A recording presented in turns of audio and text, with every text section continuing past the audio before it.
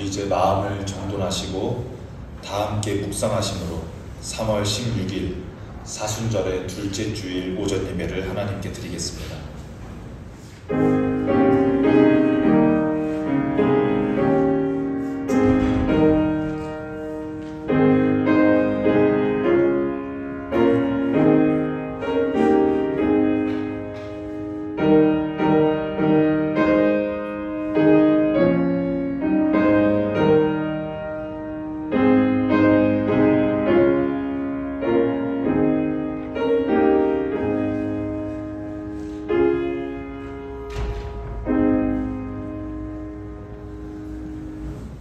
우리의 반석이시요 산성 되시는 하나님 아버지, 지난 한 주간도 주님의 날개 아래 안전하게 살다가 거룩한 주일을 맞이하여 예배의 자리로 나아옵니다. 정결한 마음으로 기도하며 중심을 다하여 찬양하며 온 마음을 열어 진리의 말씀을 듣기 원합니다. 거룩하신 하나님께서 친히 이곳에 임재하셔서 우리가 드리는 이 예배를 기쁘게 받아 주옵소서. 모든 영광을 하나님께 올려드리며 우리의 죄를 사하시려고 고난의 길을 걸어가신 예수 그리스도의 이름으로 기원하옵나이다. 아멘. 다 함께 일어나셔서 찬송가 2장을 찬송하시겠습니다.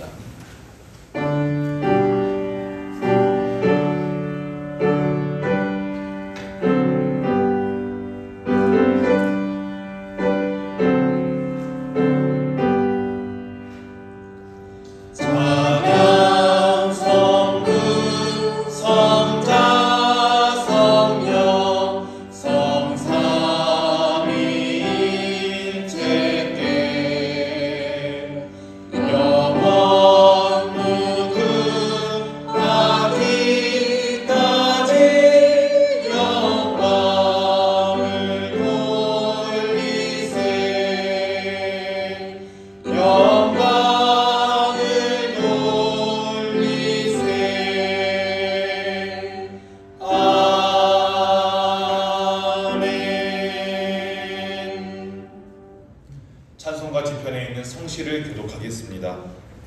찬송가 뒤편에 있는 성시교독 125번 사순절 2입니다.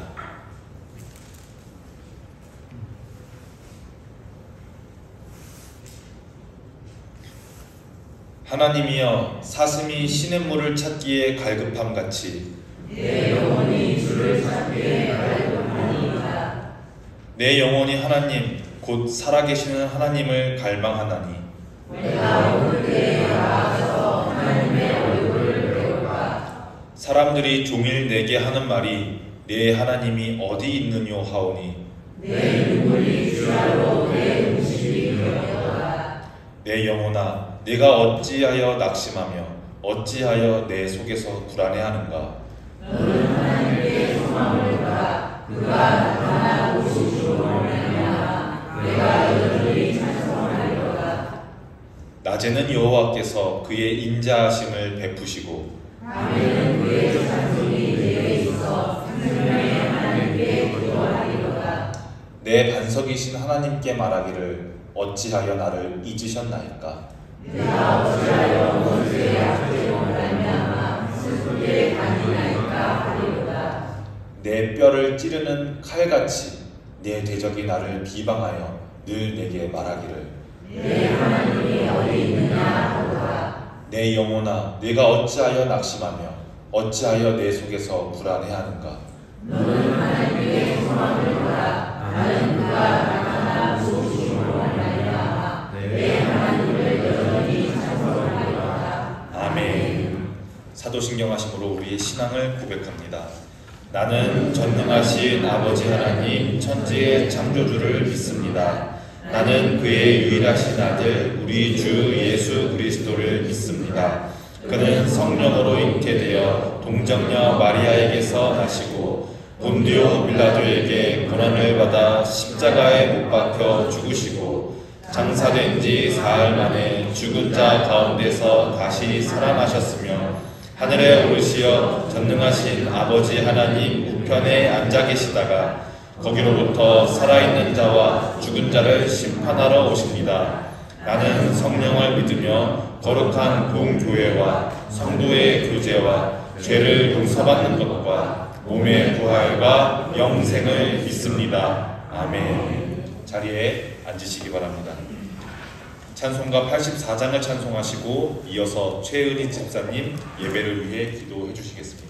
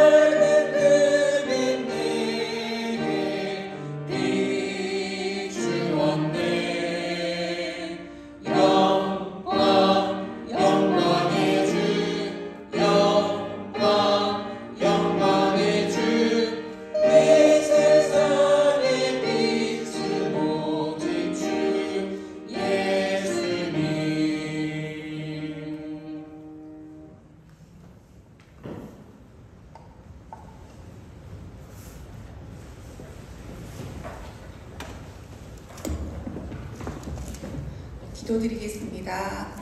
사랑과 은혜가 충만하신 하나님 아버지, 거룩한 사순절을 허락하시고 이 귀한 시간 주님 앞에 나아가게 하신 감사드립니다. 주님, 우리는 때로 세상의 유혹에 흔들리고 우리의 욕심과 연약함으로 인해 주님을 온전히 의지하지 못할 때가 많습니다. 우리의 죄를 용서하시고 깨끗한 마음으로 주님 앞에 서게 하옵소서. 예수님께서 걸어가신 고난의 길을 기억하며 우리 또한 주님의 사랑을 본받아 겸손과 순종의 삶을 살게 하옵소서. 이 땅의 교회들이 사순절을 맞이하여 더욱 거룩한 공동체로 서게 하시고 목회자들과 성도들이 기도와 말씀으로 무장하여 세상의 빛과 소금이 되게 하옵소서. 서로 사랑하고 섬기며 연약한 자들을 돌보는 본향교회에 되게 하시고 온전한 회개와 회복이 일어나게 하옵소서. 이 땅을 불쌍히 여겨주시고 고통받는 이들을 위로하여 주시옵소서.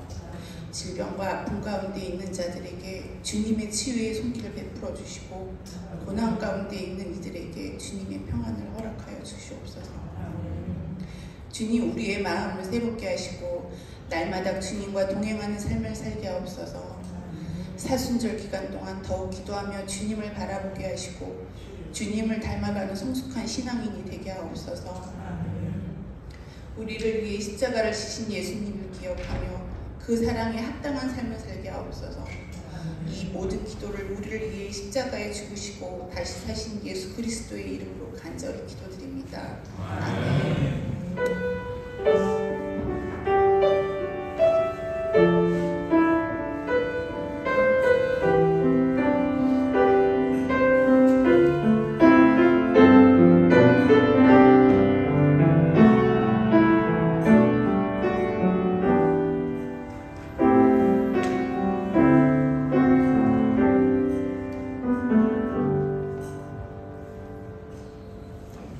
교회 소식을 전해드리겠습니다. 오늘은 사순절의 두 번째 주일입니다. 사순절 말씀 길사를 계속해서 하고 있습니다.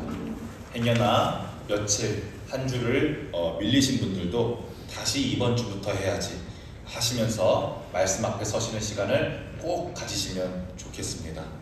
하루하루 한 절 한 절 말씀 앞에 서시는 그 짧은 5분, 그 짧은 10분을 귀하게 여기시는 여러분들 되기를 축복합니다. 저의 동정을 말씀드리겠습니다. 3월 19일, 그러니까 돌아오는 수요일부터 28일 금요일까지 8박 10일 동안 성지 순례를 다녀오게 됩니다. 우리 교회가 속한 인천 동노회에서 노회 소속 목사님 23분과 함께 튀르키예와 그리스 두 나라를 다녀올 예정입니다. 사도 바울이 기독교를 전하고 교회를 세웠던 에베소, 고린도, 데살로니가, 빌립보 등등을 다녀올 것 같습니다. 가서 많이 보고 피부로 또 느끼고 공부하면서 그것들을 잘 설교에 녹여내어서 여러분들에게 잘 전달할 수 있도록, 그리고 목회의 큰 자양분이 될 수 있도록 여러분들도 한국에서 같이 기도해 주시면 감사하겠습니다. 나머지 교회 소식들은 주보를 참조해 주시면 좋겠습니다. 오늘 하나님께서 우리에게 주시는 말씀은 신약 성경에 있는 마태복음 9장 27절부터 31절까지의 말씀입니다.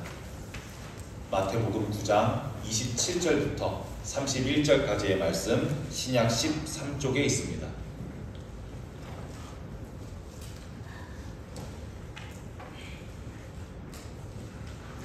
지금부터 하나님의 말씀을 봉독합니다. 여러분들에게 하시는 하나님의 말씀을 경청하시기 바랍니다. 이것은 하나님의 말씀입니다. 예수께서 거기에서 떠나가실새 두 맹인이 따라오며 소리질러 이르되 다윗의 자손이여 우리를 불쌍히 여기소서 하더니 예수께서 집에 들어가심에 맹인들이 그에게 나아오거늘 예수께서 이르시되 내가 능히 이 일을 할 줄을 믿느냐 대답하되 주여 그러하오이다 하니 이에 예수께서 그들의 눈을 만지시며 이르시되 너희 믿음대로 되라 하시니 그 눈들이 밝아진지라. 예수께서 엄히 경고하시되 삼가 아무에게도 알리지 말라 하셨으나 그들이 나가서 예수의 소문을 그 온 땅에 퍼뜨리니라. 아멘. 에스더 중창단 찬양으로 하나님께 영광 올려드리겠습니다.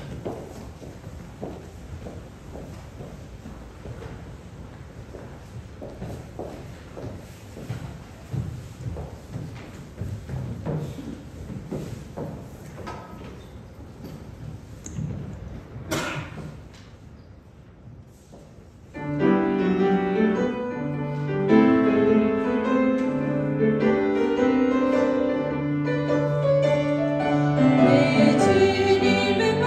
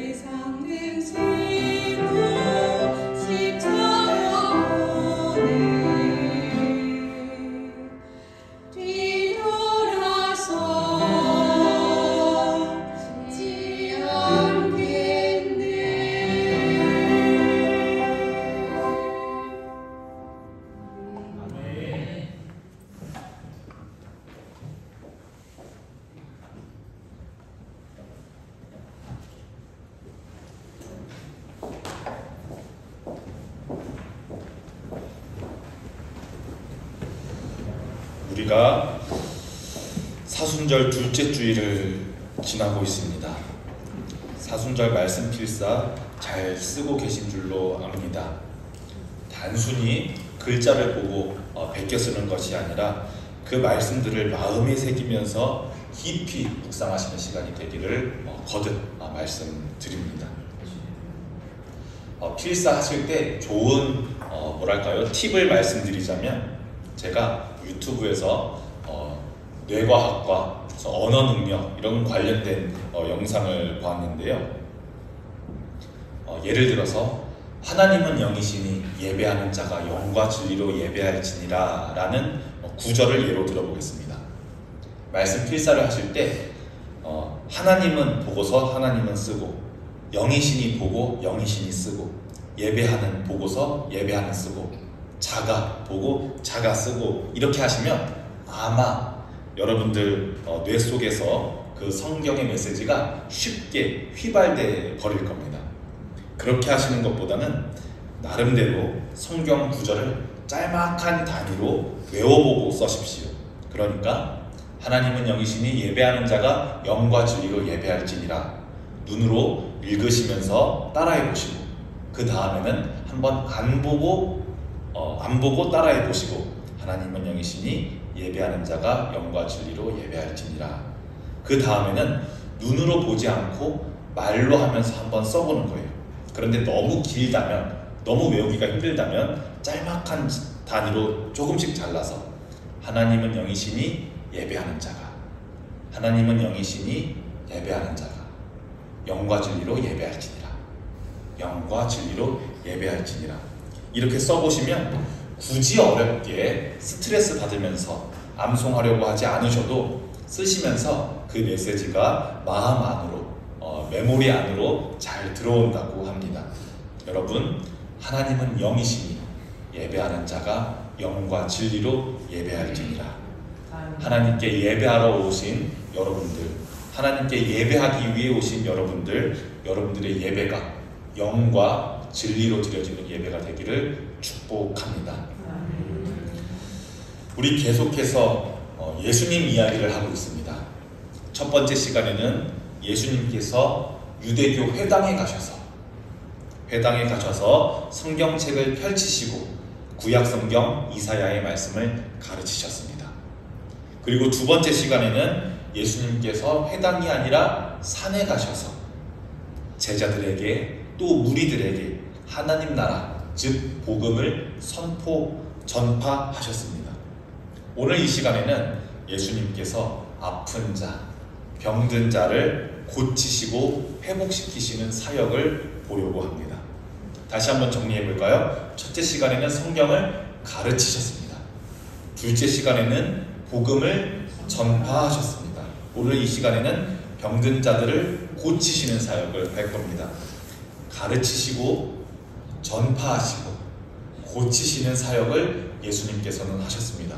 그래서 이 가르치시고 전파하시고 고치신 이 세 가지를 예수님의 3대 사역이라고 부르곤 합니다.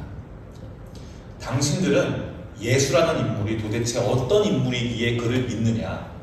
교회 다니시는 여러분들, 도대체 예수라는 분이 뭘 하신 분이기에 예수님을 믿으세요? 라고 질문하신다면, 첫째, 지혜가 부족하여 하나님을 알지 못하는 우리를 가르치시고, 둘째, 로마의 지배 아래 살고 있었던 그들에게, 지금 우리로 치면은 시간과 자본의 지배 아래 살고 있는 우리에게, 우리가 이런 것의 다스림 안에서 살 것이 아니라 하나님의 다스리심 안으로 초대하는, 즉 천국의 복음을 전파하시고, 셋째, 마지막으로는 보지 못하는 우리를, 듣지 못하는 우리를 고치셨기 때문에 이 세 가지 사역으로 인해 우리는 예수님을 믿는다라고 말할 수가 있겠습니다.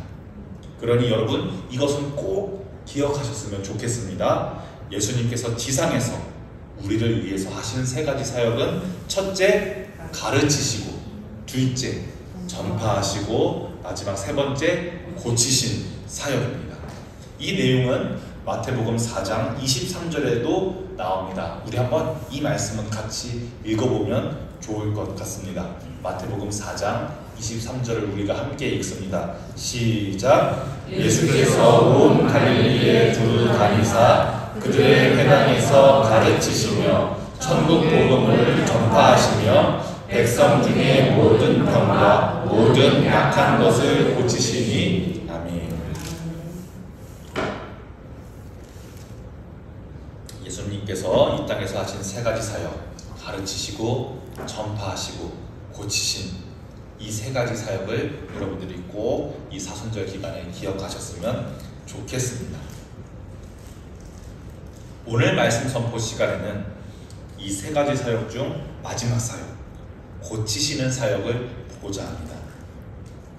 마태복음을 포함해서 이 네 가지 복음서에는 예수님께서 다양한 사람들을 만나시고 다양한 질병과 다양한 장애를 가지신 사람들을 만나서 고치시는 장면이 나오는데, 오늘은 어떤 사람을 어떻게 만나서 어떻게 고치시는지 한번 자세히 성경을 보고자 합니다. 예수님께서 한 장소의 사역을 마치시고 이제 그 장소를 떠나 다른 곳으로 가려고 하실 때 있었던 일입니다. 갑자기 앞을 보지 못하는 맹인 2명이, 사실 요즘은 맹인이라는 단어를 잘 쓰지 않습니다. 우리는 시각장애인이라고 하는데 성경의 당대의 시대성을 따라서 맹인이라고 표현하겠습니다. 앞을 보지 못하는 맹인 2명이 소리를 지르면서 예수님과 예수님 제자 무리를 붙잡습니다. 그러면서 이렇게 외칩니다. 다윗의 자손이여 우리를 불쌍히 여기소서 하면서 따라옵니다. 지금 우리는 역사책도 가지고 있고 구약 성경도 가지고 있고 신약 성경도 가지고 있기 때문에 예수님의 족보가 어떠한지, 다윗 왕의 족보가 어떠한지 다 알 수 있지만 책을 읽지도 못하는 이 맹인 2명이 뭘 안다고, 뭘 어떻게 안다고 다윗의 자손이여 하면서 예수님을 쫓아왔을까요? 당연히 이 2 맹인이 예수님의 족보를 알기 때문에, 예수님의 혈통을 알기 때문에 다윗의 자손이라고 부른 것은 당연히 아닐 겁니다. 2 맹인이 예수님께 소리지른 다윗의 자손이여 우리를 불쌍히 여기소서, 이 간절한 외침에는 3가지 의미가 있습니다. 첫째, 예수님을 보고 다윗의 자손이라고 부른 것은 우리 2 사람은 당신이 하나님께서 보내신 메시아, 즉 그리스도라는 것을 믿습니다 라는 믿음의 표현이 다윗의 자손이라는 단어에 들어있습니다. 대부분의 당시 유대인들은 다윗 왕의 혈통, 왕의 혈통으로 하나님께서 메시아를 보내주실 거라고 믿고 있었습니다. 따라서 이 2 맹인이 다윗의 자손이라고 부른 것은 예수님의 성을 내가 알고 있다, 예수님의 패밀리 네임을 내가 알고 있다, 이런 것이 아니라 당신의 혈통을 언급한 것이 아니라 나는 당신이 하나님께서 보내주신 그리스도로 믿습니다 라는 신앙 고백의 표현이었던 겁니다.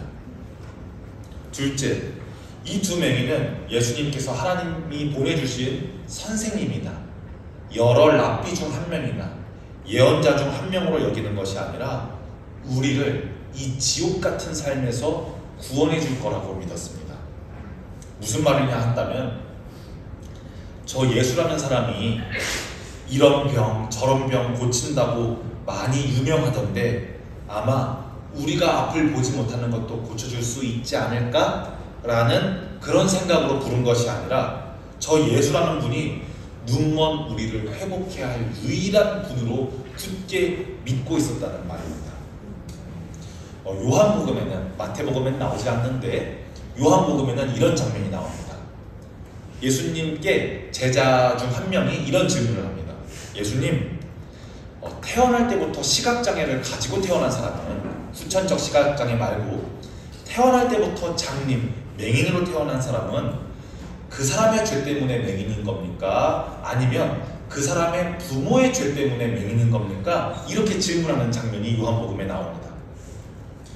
이 질문에 담긴 대전제가 무엇이냐면 맹인, 앞을 보지 못하는, 태어날 때부터 앞을 보지 못하는 마치 저주와도 같은 이 큰 장애를 가진 이유는 그 사람의 죄인지 그 사람의 부모의 죄 때문인지 누구의 죄 때문인지는 모르겠지만 질병과 장애를 무엇의 결과라고 생각하는 겁니까? 죄의 결과라고. 질병과 장애는 그 사람의 죄 때문인지 몰라도 그 사람의 부모의 죄 때문인지 몰라도 아무튼 죄의 결과라는 것이 서로 공유되고 있는 전제와 배경 지식이라는 말입니다.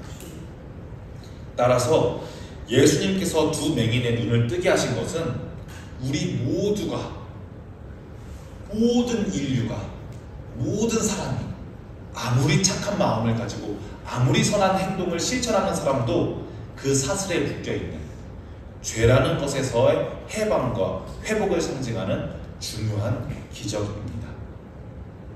그래서 이 두 맹인이 예수님을 간절하게 부른 것은 예수님을 용한 의사선생님으로 여겨서가 아니라 유명한 화타처럼 저 사람은 우리 눈 고쳐줄 거야 이렇게 여겨서가 아니라 우리의 삶을 근본적으로 회복해 하실 분으로 믿었다는 것을 의미합니다.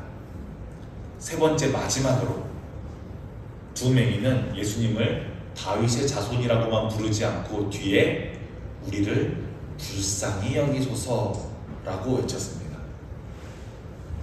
우리나라 사람들은, 그러니까 대한민국 사람들은 세종대왕을 어떻게 기억합니까? 백성들을 사랑하고 백성들을 위해서 정치하던 선왕, 폭군이 아니라 선왕으로 기억하고 있습니다.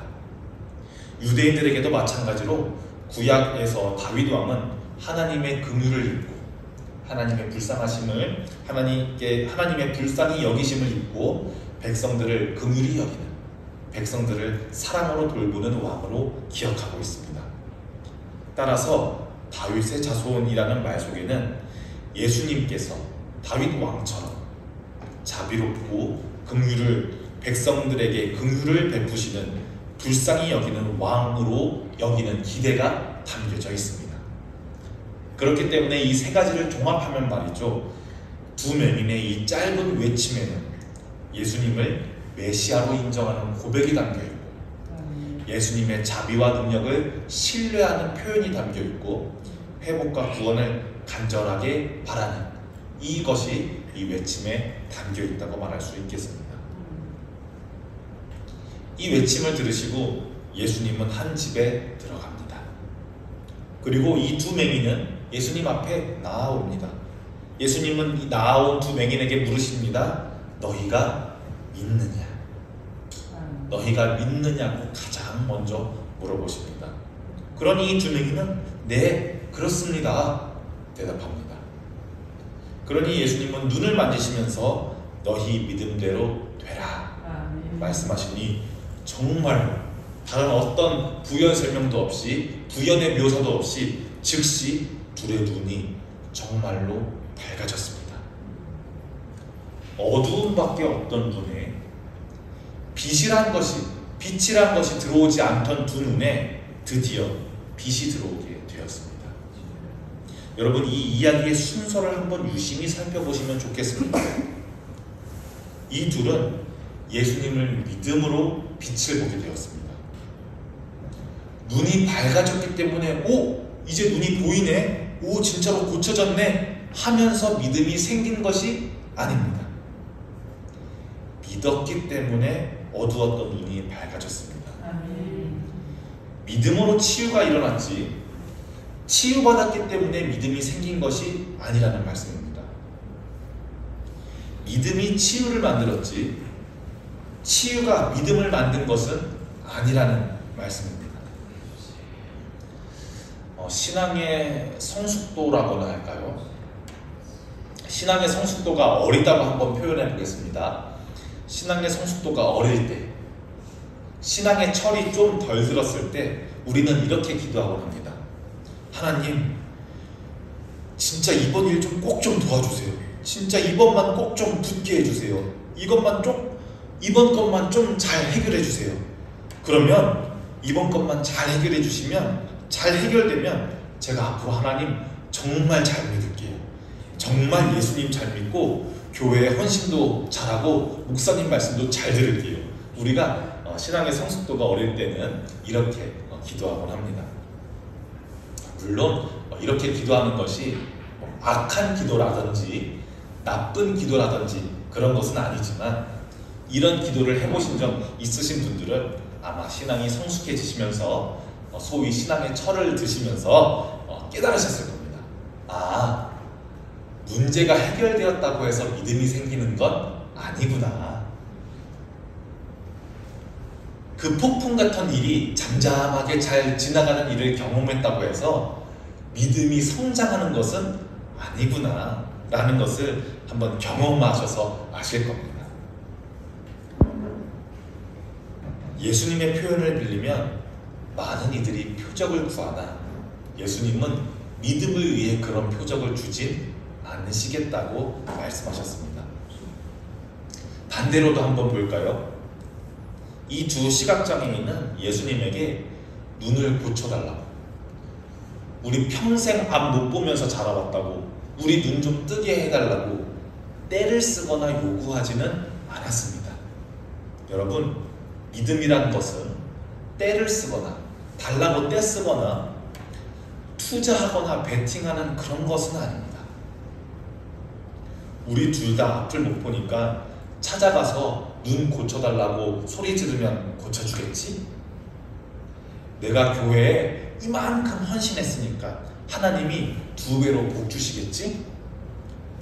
내가 믿음을 가지고 평소보다 2배로 헌금했으니 하나님이 이 믿음 보시고 2배나 더 잘 되게 해주시겠지? 이미 그것이 믿음이 아니라 투자라는 말입니다. 오늘 성경 본문은 믿음이라는 것이 표적의 결과가 아니고 기적을 위한 투자, 기적을 위한 베팅이 아니라 우리가 예수님을 믿는다라고 말할 때 그 믿는다라는 말이 무엇인지 우리에게 분명히 이야기해주고 있습니다. 믿는다라는 것은, 우리가 예수님을 믿습니다라고 말할 때 그 믿는다라는 것은 나의 생각이나 나의 이성이나 나의 계획을 뛰어넘는, 내가 알지 못하는 그 뜻을, 보지 못하는 그것을, 생각하지 못하는 그것을 기대하고 꿈꾸고 소망하고 의지하는 그것입니다. 두 맹인에게 있어서, 두 맹인의 입장에서 생각해 보았을 때 이 두 맹인이 선천적인 맹인인지, 후천적이라면 몇 년 동안 맹인이었는지, 어떤 사고로 맹인이 되었는지는 성경의 내용으로는 알 수 없지만 두 맹인의 예상이나 계획 안에 예수님이 나의 눈을 만지시니 그대로 눈이 밝아질 것을 예상하거나 그것을 계획에 두고 있지는 않았을 겁니다. 다만 저 예수라는 분은 나의 생각을 뛰어넘어서 우리가 생각하는, 우리가 원하는 것보다 더 좋은 방법으로 빛이라는 것을 알지 못하는 우리에게, 빛이라는 것을 볼 수 없었던 우리에게 우리가 필요하다고 생각하는 것보다 우리의 필요를 더 잘 아시고 당신의 뜻대로 하시길 믿고 맡기는 것이었습니다. 지금 이곳에 계신 여러분들도 앞을 보지 못하는 두 맹인이 가지고 있던 믿음의 눈을 가지시기를 축복합니다. 이 둘은 앞을 보지는 못했지만 앞을 볼 수 있는 시각, 육체의 눈은 가지고 있지 않았지만 믿음의 눈은 가지고 있었습니다. 두 맹인이 예수님 앞에 겸손하게 긍휼히 여김받고자 하는 마음으로 나의 생각, 나의 예상, 나의 계획을 내려놓고 믿음으로 나아온 것처럼 본향의 여러분들도 예수님 앞에 겸손하게 긍휼히 여김받고자 하는 마음으로 나의 생각, 예상, 계획을 내려놓고 담담하게 믿음으로 예수님 앞에 나아오기를 축복합니다.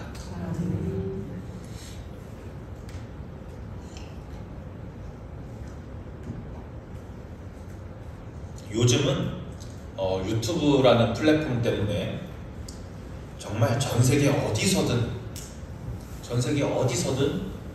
서로가 가지고 있는 영상을 공유할 수가 있습니다. 말씀을 준비하던 제게 저의 알고리즘에 어떤 영상이 떴냐 하면, 여러분들도 한번 보신 적이 있는지 모르겠습니다.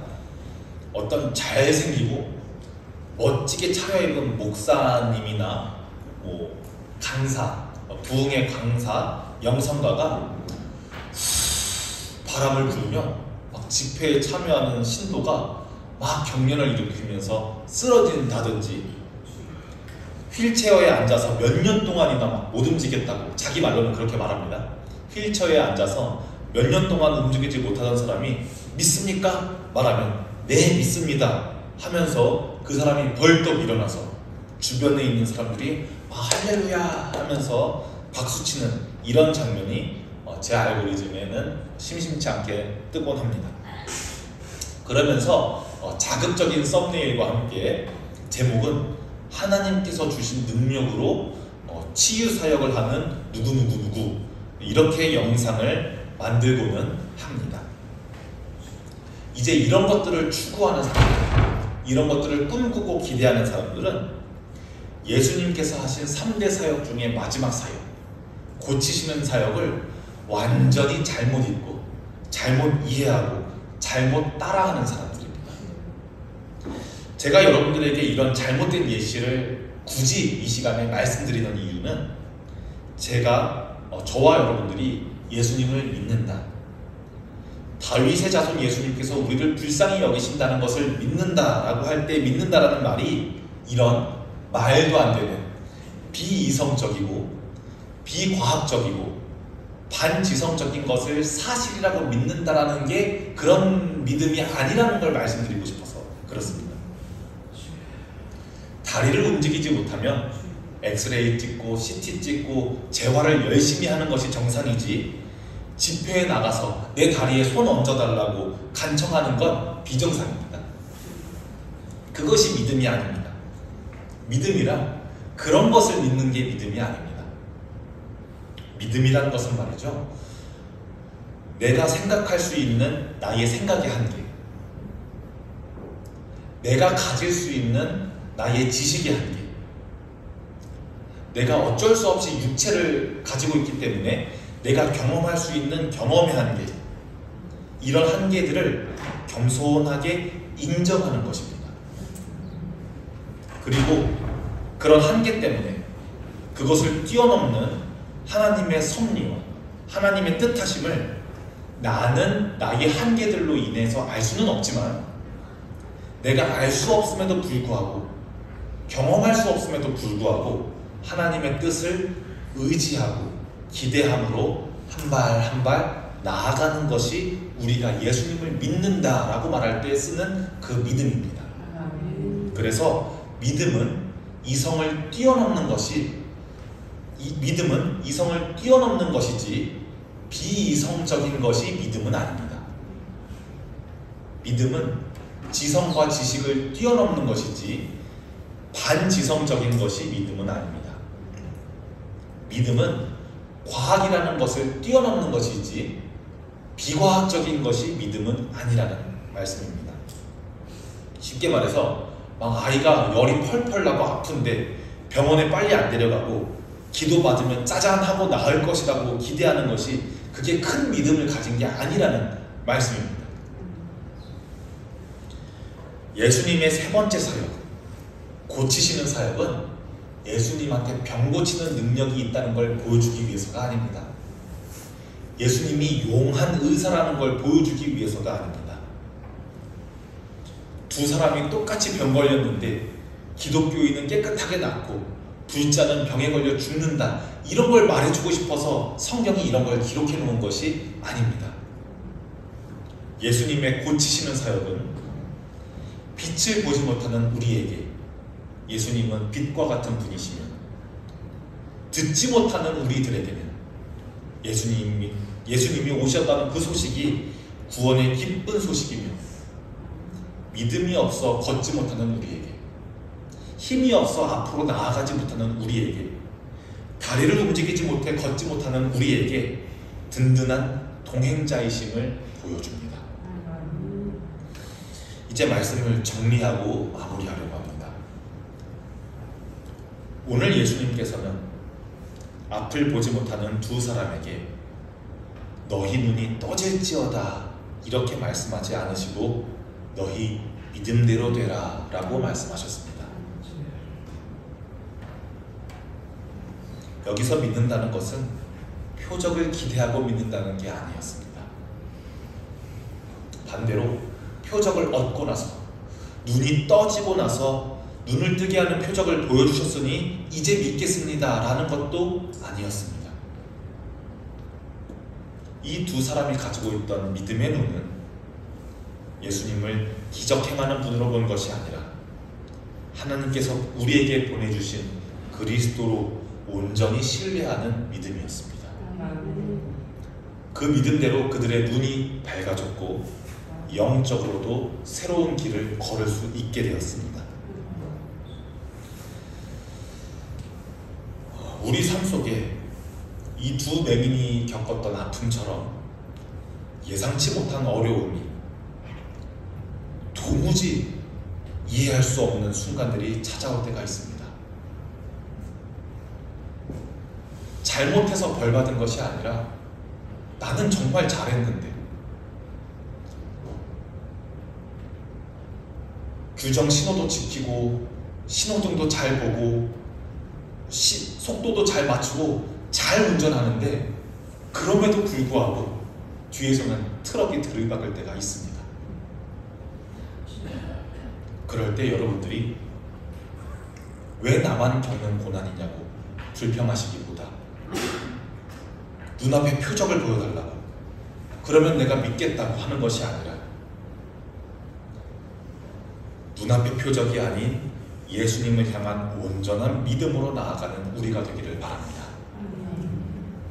언제나 우리를 긍휼히 여기시는 주님을 신뢰하면서 그분의 인도하심 속에서 흔들림 없이 걸어가는 본향교회 성도들이 되기를 주님의 이름으로 축복합니다.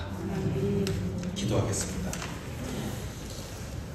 사랑과 은혜가 충만하신 하나님 아버지, 오늘도 우리에게 귀한 말씀을 허락하시고 믿음의 눈을 뜨게 하시는 주님을 찬양합니다. 두 맹인이 예수님을 향해 다윗의 자손이여 우리를 불쌍히 여기소서 외쳤던 것처럼 오늘 우리도 주님 앞에 겸손히 나아와 긍휼을 구합니다. 우리가 눈앞에 보이는 상황이 아니라 주님께서 주시는 진리의 빛을 따라 살게 하시고, 우리가 원하는 표적을 구하는 것이 아니라 주님을 신뢰하는 믿음을 허락하여 주시옵소서. 사순절을 보내면서 주님의 십자가를 더욱 묵상하게 하시고, 우리의 믿음이 감정에 흔들리는 것이 아니라, 환경에 흔들리는 것이 아니라 어떠한 순간에도 주님의 뜻을 구하며 나아가는 성숙한 믿음이 되게 하여 주시옵소서. 오늘도 우리에게 말씀을 주시고 우리의 영적인 눈을 열어주시는 예수 그리스도의 이름으로 기도합니다. 아멘. 다 함께 찬송가 50장 2절을 부르심으로 봉헌 찬양하겠습니다.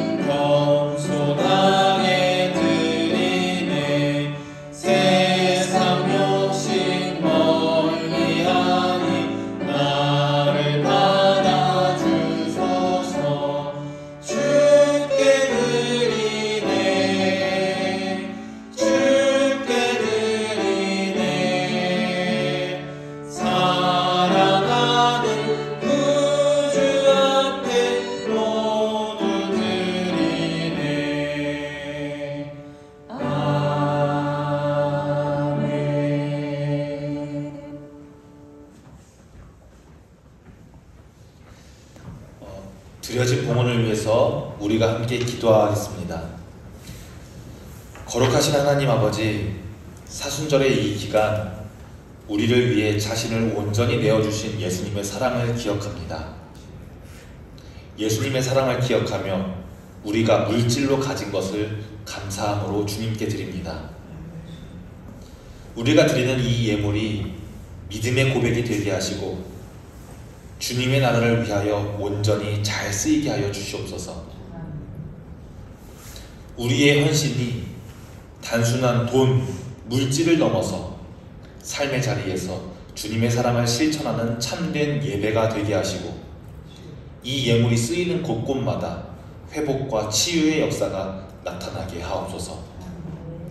이 땅을 위하여, 교회를 위하여, 그리고 아직도 복음이 전파되어야 할 그곳을 위하여 기도하며 드리오니 우리들의 작은 정성이 주님의 손에 올려질 때에 풍성한 열매를 맺게 하옵소서. 이 모든 말씀을 우리의 구주 예수 그리스도 이름으로 기도합니다. 아멘. 다 함께 일어나셔서 파송의 찬양 하시겠습니다.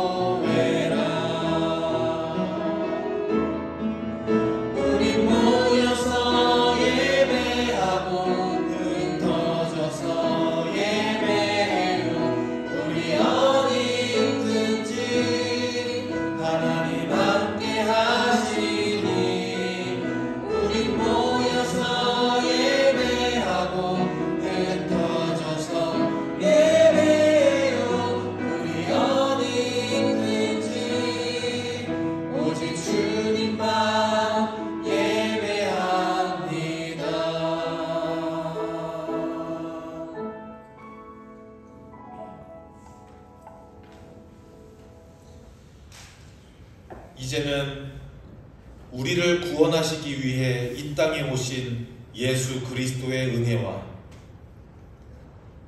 끝없는 사랑으로 우리를 품어주시는 하나님 아버지의 사랑하심과 우리의 믿음이 흔들리지 않도록 인도하시며 함께하시는 성령의 교통하심이 믿음의 눈을 떠서 주님을 바라보며 살아가기를 원하는 모든 본향교회 성도들 위해 그리고 사순절을 지나며 더욱 깊이 주님을 묵상하는 모든 이들의 삶 위에 지금부터 영원까지 함께 하옵시기를 간절히 축원하옵나이다. 아멘.